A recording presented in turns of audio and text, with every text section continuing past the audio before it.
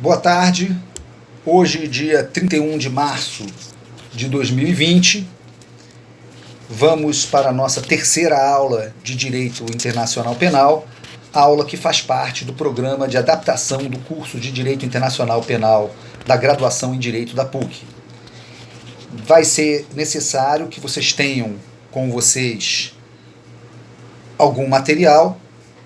Esse material é o seguinte: primeiro, os slides que eu enviei para vocês referente à unidade 2. É importante que vocês abram esses slides, porque a aula vai ser dada em cima desse material. No começo aqui, a gente vai trabalhar também com o Código Penal Brasileiro. Os colegas que são franceses, se quiserem, poderão também abrir o Código Penal francês. Vamos precisar também da Constituição Federal, do Estatuto de Roma, e um pouco mais para frente, da Convenção de Viena sobre Relações Diplomáticas e da Convenção de Viena sobre Relações Consulares. No curso da aula, eu vou dizendo qual material que vai ser importante que vocês abram. Bem, fazendo só uma breve retrospectiva, na aula 1 a gente trabalhou os conceitos fundamentais, o que é direito internacional penal, o que é direito penal internacional e o que é direito internacional humanitário. Tratamos também alguns princípios fundamentais do direito internacional penal e tratamos também das fontes do direito internacional penal. Então, direito internacional penal como o ramo do direito internacional que trata dos crimes internacionais e da constituição das cortes penais internacionais. Quais são as fontes do direito internacional penal? A fonte material é a consciência da sociedade internacional em determinado momento histórico, e as fontes formais são os instrumentos pelos quais essa consciência se corporifica na legislação e serve para basilar os julgamentos das cortes internacionais.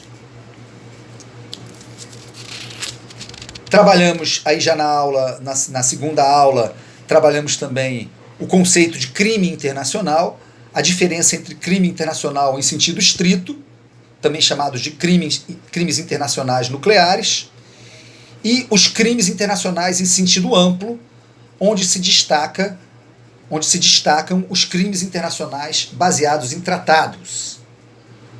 Então, existem crimes internacionais que serão julgados por uma corte internacional, que constituem o chamado núcleo duro do direito internacional penal, e que são aqueles crimes, não por acaso, que são de competência do Tribunal Penal Internacional. Genocídio, crime contra a humanidade, crime de guerra e crime de agressão. Esses crimes que atingem diretamente a consciência da sociedade internacional serão julgados por uma corte internacional. Os crimes internacionais em sentido amplo, principalmente os crimes internacionais baseados em tratados, serão julgados pela jurisdição interna de cada um dos países. Países que assinam e ratificam um tratado no qual eles se obrigam a punir determinados crimes, vão julgar esses crimes de acordo com a sua jurisdição interna. A gente pode dar um exemplo, por exemplo, que seria o crime de pirataria. A pirataria não é um crime internacional em sentido estrito, mas um crime internacional em sentido amplo. Todos os países que assinaram e ratificaram a Convenção de Montego Bay sobre Direitos do Mar se obrigaram a punir os atos de pirataria, e o farão com base na sua lei interna e com seus tribunais. Trabalhamos também os elementos dos crimes internacionais, isso foi da aula passada, né? E agora vamos trabalhar, começando então a nossa unidade 2. A unidade 2 vai falar sobre direito penal internacional, ou seja, ramo do direito interno dos países que trata de questões internacionais, questões que dizem respeito a mais de uma nação. Primeiro, os princípios de aplicação da lei penal no espaço. Vamos, por favor, para o slide 2 do material que eu enviei para vocês. Essa parte da matéria diz respeito àquilo que em Direito Penal 1 vocês estudaram como conflitos de lei no espaço, ou seja, qual é o critério através do qual se estabelecerá a jurisdição penal de cada um dos estados para os crimes que vierem a acontecer. Eu vou anunciar aqui, estão aí no slide 2, determinados princípios. Esses princípios são princípios de direito internacional. Cada estado vai aceitar ou não esses princípios. Eu vou mostrar aqui como o direito penal brasileiro aceita cada um desses princípios. O primeiro princípio é um princípio que todo país aceita esse princípio, porque é um princípio mais óbvio. Um país, territorialidade, tá? Um país julga os crimes cometidos dentro do seu território. Parece simples, mas primeiro a gente tem que saber aonde foi cometido o crime. E aí vem a questão do lugar do crime. 3 teorias. Primeira teoria, teoria da ação. Lugar do crime é onde foi cometida a ação. Segunda teoria, teoria do resultado. Lugar do crime é tanto onde foi praticada a ação, como onde ocorreu o resultado. E teoria da ubiquidade. Lugar do crime é tanto onde foi praticada a ação, como onde o resultado se produziu. É a teoria adotada no Código Penal brasileiro, está lá no artigo 6º do Código Penal, queiram ler, por favor. Considera-se praticado o crime no lugar em que ocorreu a ação ou omissão, no todo ou em parte, bem como onde se produziu ou deveria produzir-se o resultado. Deveria produzir-se o resultado de respeito aos crimes tentados. Gente, essa matéria ela tem um sentido prático, que é solucionar casos em que há conflito de lei no espaço. Primeira coisa que vocês têm que saber, quando vocês estão diante de um caso, em que se quer saber se a gente vai aplicar a jurisdição brasileira ou não, é onde foi cometido o crime. No Brasil, o crime foi cometido tanto aonde foi praticada a ação, como onde se produziu ou deveria produzir-se o resultado, de acordo com essa teoria que a gente está vendo aí, teoria da ubiquidade, no artigo 6º. Tá? Então, um crime que foi, sei lá, uma carta-bomba que alguém do Brasil mandou para a Argentina, explodiu a bomba lá na Argentina, a pessoa morreu, sei lá, no Chile, aonde ela foi levada, por exemplo, onde a família levou para fazer num hospital, o crime foi praticado tanto no Brasil, quanto na Argentina, como no Chile. Na Argentina é o chamado efeito intermédio. Parte do efeito se produziu na Argentina, nesse exemplo dado.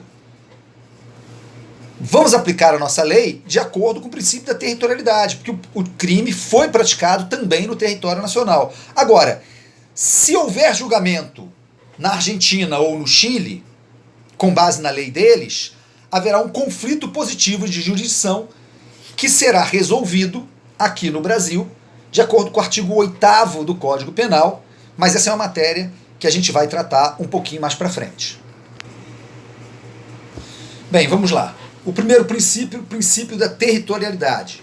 Um país julga os crimes cometidos dentro do seu território. Esse princípio quase todos os países adotam. O Brasil adota esse princípio no artigo 5º do Código Penal. Aplica-se a lei brasileira, sem prejuízo de convenções, tratados e regras de direito internacional, ao crime cometido no território nacional. Resta saber, então, o que é território nacional. o território nacional, a noção jurídica de território, ela é composta de duas hipóteses. A primeira, o chamado território efetivo, real ou material. É a superfície terrestre, com solo e subsolo, e as águas territoriais, rios, lagos e mares, chamado mar territorial, está dentro do nosso território, evidentemente. E o espaço aéreo correspondente à superfície terrestre e ao mar territorial. Isso é o chamado território efetivo, que integra o conceito jurídico de território. Então, crimes cometidos dentro do território nacional, na superfície terrestre, numa mina, por exemplo, dentro do território nacional, ou dentro do mar territorial brasileiro, será julgado de acordo com a nossa lei, com base no artigo 5º do Código Penal. Só que o conceito jurídico de território também admite, também aceita outras hipóteses, que é o chamado território por extensão ou flutuante, que são as embarcações e aeronaves nas condições que forem descritas nos parágrafos 1º e 2º do artigo 5º. Então vamos ver primeiro o parágrafo 1º. O parágrafo 1º estabelece duas situações. É importante que vocês leiam também essa regra, tá? Porque embarcação e aeronave é complexo, porque é tudo muito detalhado. Vocês vão ter que ver se o crime cometido dentro de uma embarcação ou aeronave foi cometido dentro do território nacional, para a gente saber se a gente vai julgar de acordo com o princípio da territorialidade. Se vocês chegarem à ideia, se vocês chegarem ao resultado de que não foi cometido dentro do território nacional, aí vocês vão ver se alguns desses outros princípios que estão sendo listados aqui no nosso segundo slide, se eles vão operar. Esses outros princípios, personalidade, defesa real, justiça universal, bandeira ou representação, estão aceitos no Código Penal brasileiro, no artigo 7º, sobre a rubrica extraterritorialidade. Então a primeira coisa que vocês têm que observar é se foi cometido dentro do território nacional. Seja o território nacional efetivo ou real, ou o território nacional por extensão. O que a gente está olhando agora é o que é o território nacional por extensão. Vamos ler primeiro o artigo 5º, parágrafo 1º do Código Penal. Para os efeitos penais, consideram-se como extensão do território nacional as embarcações e aeronaves brasileiras de natureza pública ou a serviço do governo brasileiro, onde quer que se encontrem. Ponto. Essa é a primeira parte do artigo 5º, parágrafo 1º. Significa o seguinte: se a embarcação ou a aeronave é de natureza pública brasileira, aonde quer que se encontre, esse crime foi cometido dentro do território nacional e vai ser julgado de acordo com as regras do direito penal brasileiro. Então, vamos dizer que ocorreu um crime a bordo de um avião da FAB que estava sobrevoando a Índia. Esse crime foi cometido dentro do território nacional e vai ser julgado pela nossa jurisdição, independentemente da Índia ter julgado ou não. Se a Índia julgou, é uma hipótese de conflito positivo de jurisdição, mais de uma jurisdição disputando aquele julgamento, que no Brasil será solucionado de acordo com o artigo 8º do Código Penal, que a gente vai ver um pouquinho mais para frente. Bem, a segunda situação que está prevista no artigo 1º, parágrafo 1º, a gente vai falar artigo 5º, parágrafo 1º, infine, do Código Penal, é a seguinte: para os efeitos penais, considera-se como extensão do território nacional as aeronaves e as embarcações brasileiras mercantes ou de propriedade privada que se achem, respectivamente, no espaço aéreo correspondente ou em alto mar. Ou seja, embarcações brasileiras privadas, ou seja, uma embarcação, um navio comercial de bandeira brasileira, se tiver em alto mar é aquela água internacional, ou seja, é uma água que não está dentro do mar territorial de ninguém. Se for um navio de bandeira brasileira, um navio privado, que tiver em alto mar, será considerado território nacional e nós vamos julgar de acordo com a nossa lei. A segunda situação, quer dizer, na verdade agora a terceira, né, que está no parágrafo 2º. Vamos ler aqui o artigo 5º, parágrafo 2º. É também aplicável à lei brasileira aos crimes praticados a bordo de aeronaves ou embarcações estrangeiras de propriedade privada, achando-se aquelas em pouso no território nacional ou em voo no espaço aéreo correspondente e estas em porto ou mar territorial do Brasil. Ou seja, embarcações e aeronaves privadas de bandeira estrangeira, se estiverem sobrevoando ou navegando o mar territorial brasileiro, se estiverem ancoradas em algum porto brasileiro ou sobrevoando o território nacional, serão consideradas território nacional por extensão para fins de aplicação da nossa lei penal. Importante observar aqui que esse parágrafo 2º só está falando de embarcação estrangeira de natureza privada.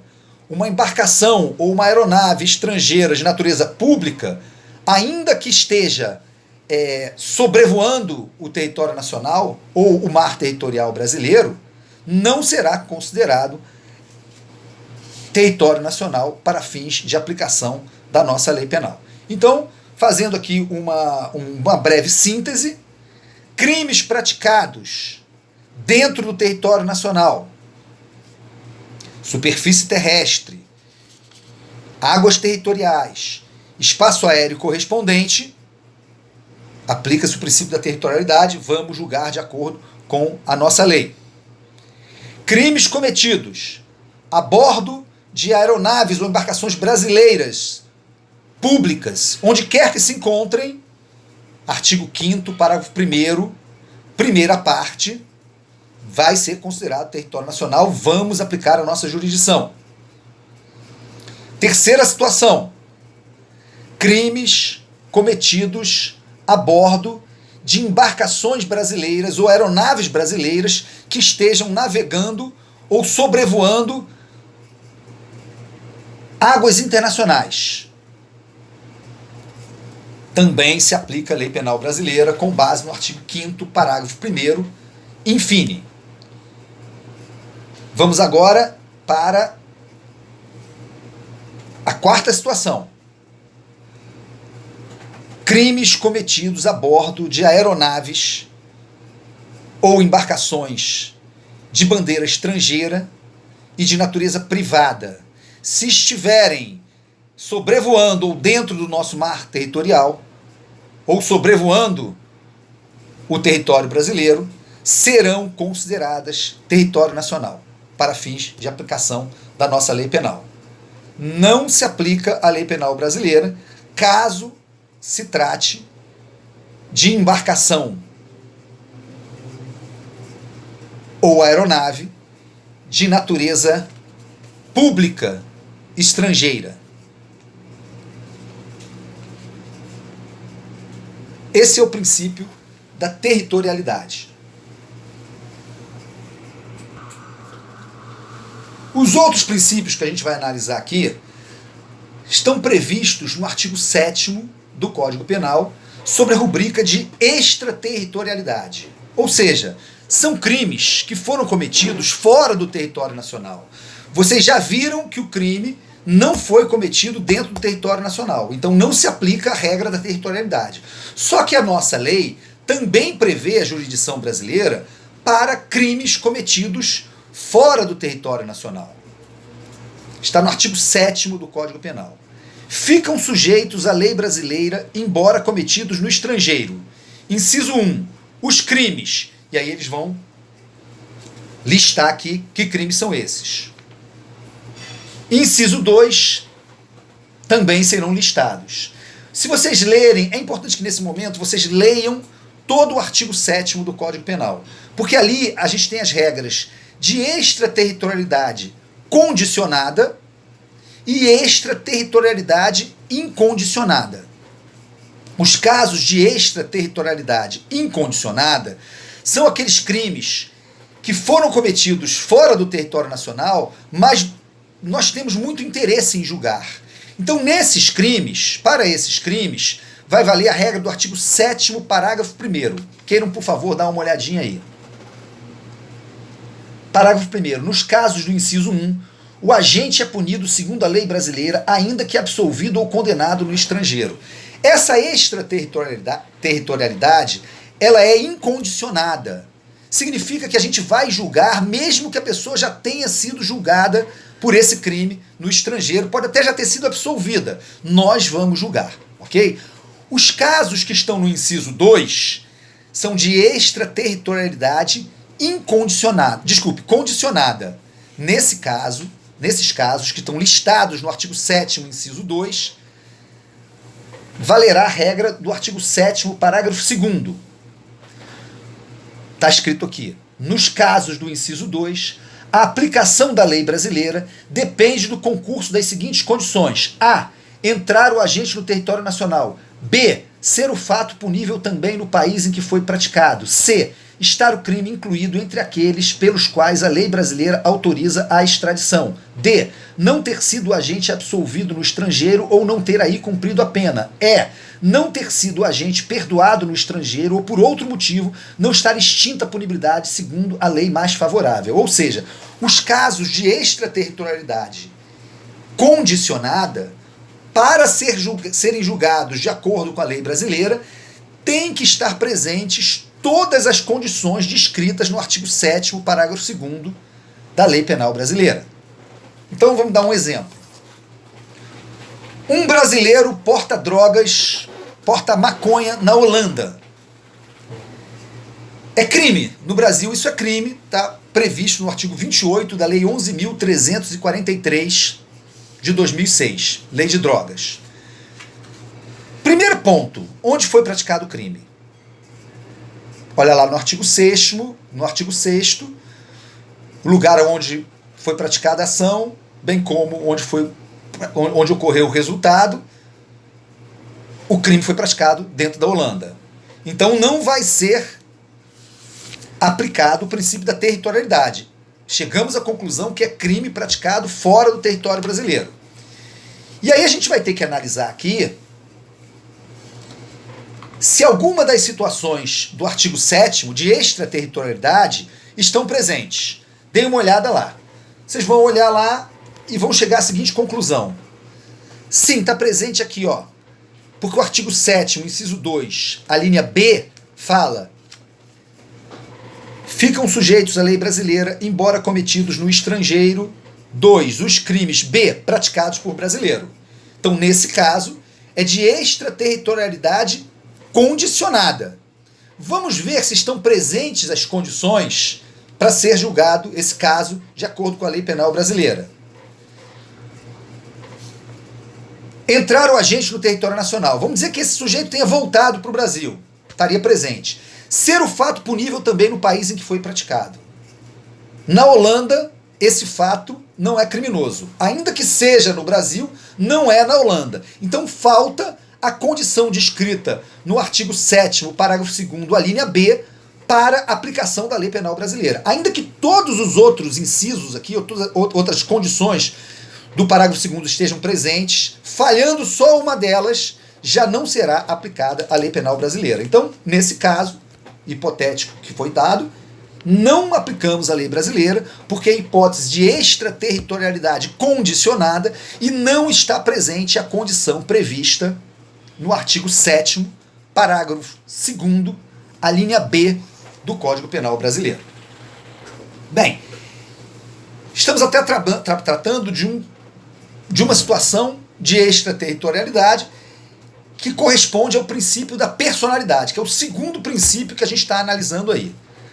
Princípio da personalidade ou da nacionalidade. Um país julga os crimes cometidos por um nacional seu, e aí a gente tem personalidade ativa, ou crimes praticados contra um nacional seu. E aí a gente tem a chamada personalidade passiva.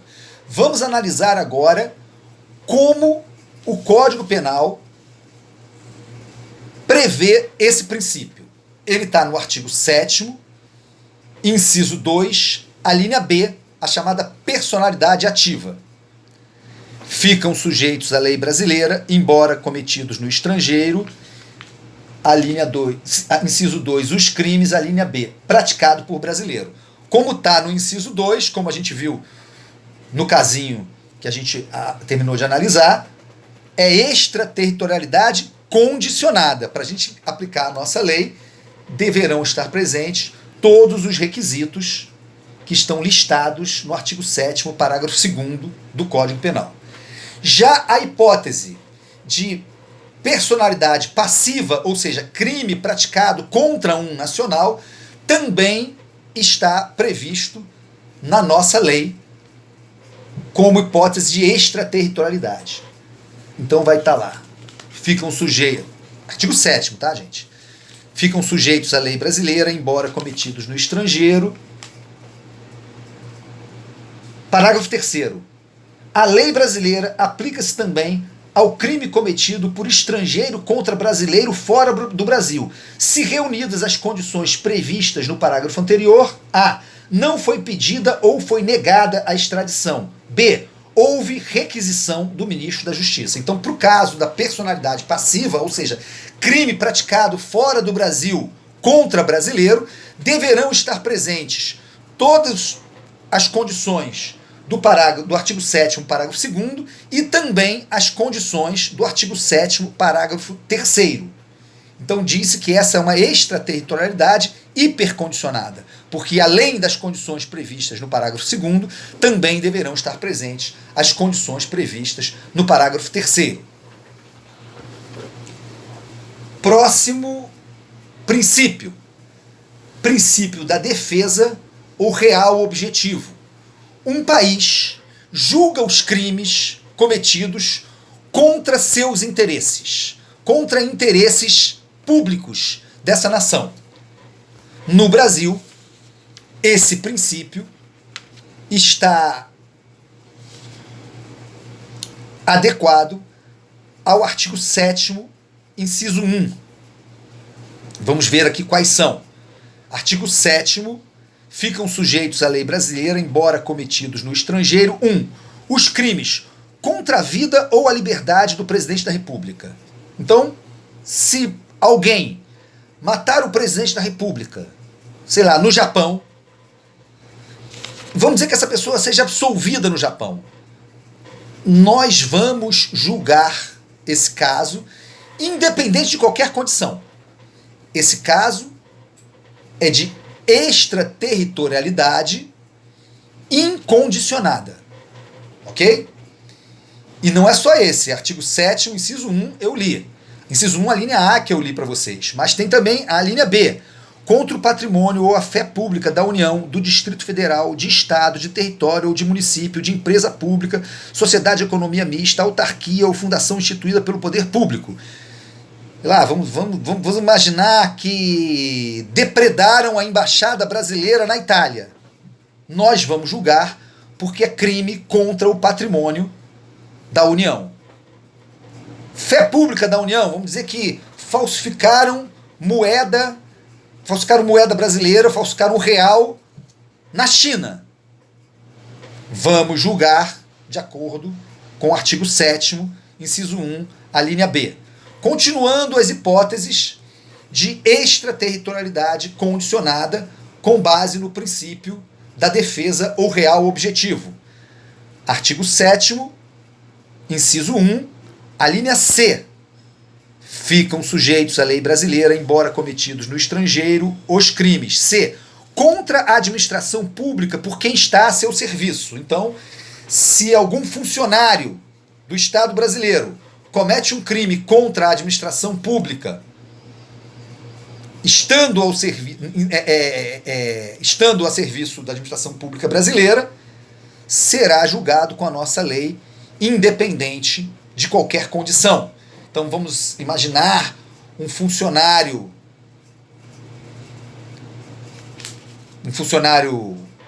servidor público que se apropria de dinheiro dos cofres públicos brasileiros, estando em outro país.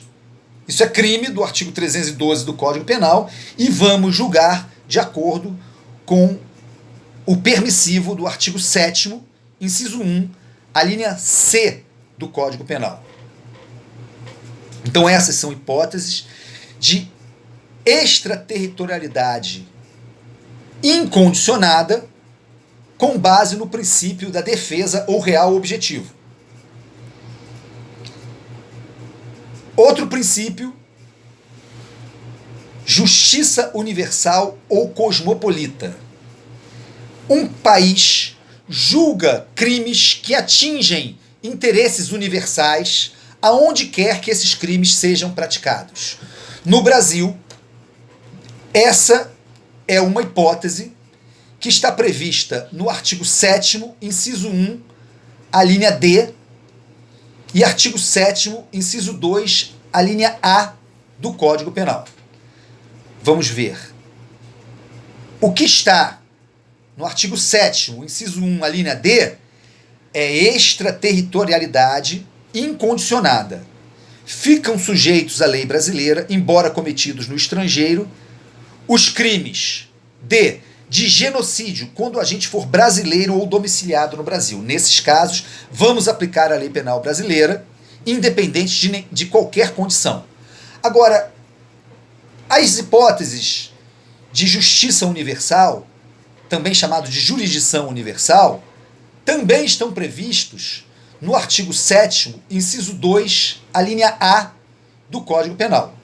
Ficam sujeitos à lei brasileira, embora cometidos no estrangeiro. 2. Os crimes que por tratado ou convenção o Brasil se obrigou a reprimir. Se o Brasil se obrigar a reprimir um crime por tratado ou convenção, e esse crime vier a ocorrer, nós vamos julgar de acordo com a nossa lei, mas como está previsto no artigo 7º, inciso 2, isso vai ser extraterritorialidade condicionada. Terão que estar presentes as hipóteses do artigo 7º, parágrafo 2º, todas aquelas condições, tá? Então, as hipóteses de justiça universal, de aplicação de justiça universal, que estão contempladas no artigo 7º, inciso 1, a linha D, extraterritorialidade incondicionada. As que estão presentes no artigo 7º, inciso 2, a linha A, extraterritorialidade condicionada. Peraí, acho que eu errei. Artigo 7º, inciso 1, extraterritorialidade incondicionada. Artigo 7º, inciso 2, extraterritorialidade condicionada. O último princípio